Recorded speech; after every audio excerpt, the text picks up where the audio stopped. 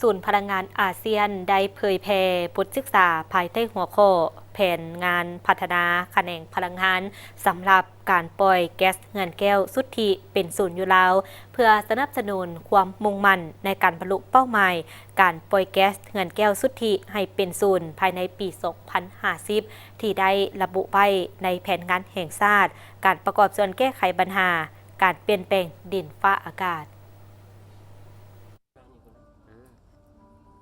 แขนงพลังงานแม่นหน่วยงานหนึ่งที่สำคัญที่สุดในการประกอบส่วนสนับสนุนการเปลี่ยนแปลงดินฟ้าอากาศ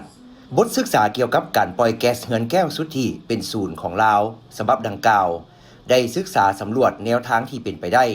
ในการลดพรการปล่อยแก๊สเรือนแก้วในระดับชาติ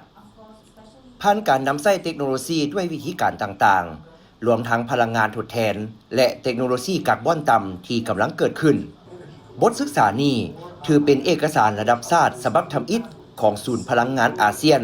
ในการสร้างแผนงานเพื่อบรรลุเป้าหมายการปล่อยแก๊สเรือนแก้วสุทธิเป็นศูนย์ของประเทศ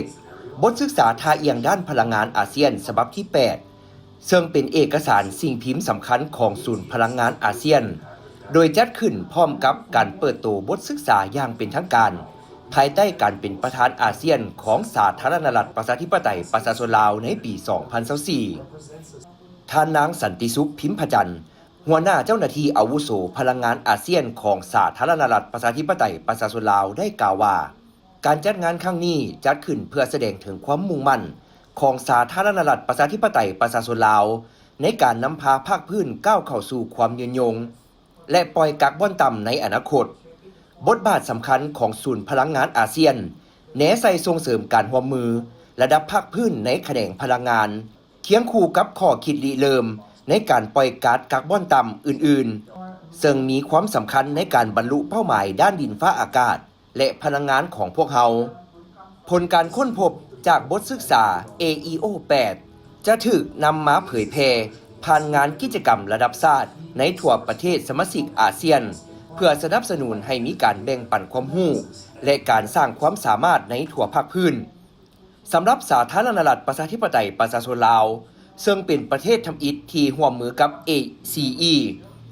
ในการพัฒนาบทศึกษาระดับชาติร่วมกันเกี่ยวกับเส้นทางสู่การปล่อยแก๊สเรือนแก้วสุทธิเป็นศูนย์โดยแสดงให้เห็นถึงความมุ่งมั่นอย่างแห่งกล้าของ ACE ในการหันเปลี่ยนด้านพลังงานและการส่งเสริมนวัตกรรมเพื่ออนาคตที่ยืนยงโอกาสนี้ดร.ซัวฟิกายูไนดีผู้จัดการแผนกสร้างแบบจำลองพลังงานและวางแผนนโยบายของ ACE ได้กล่าวว่าบทศึกษาท่าเอียงด้านพลังงานอาเซียนฉบับที่ 8 ได้นำเสนอเกี่ยวกับสภาพความเป็นกลางของคาร์บอนในระดับภาคพื้นปัจจุบันได้ถูกหันเปลี่ยนเป็นแผนงานเฉพาะของประเทศโดยมีสาธารณรัฐประชาธิปไตยประชาชนลาวเป็นคู่ร่วมงานหลายทำอิฐ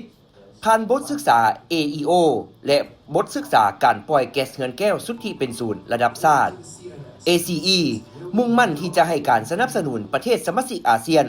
ในการสุกยู่การร่วมมือระดับภาคพื้นเพื่อบรรลุเป้าหมายด้านพลังงานและดินฟ้าอากาศร่วมกัน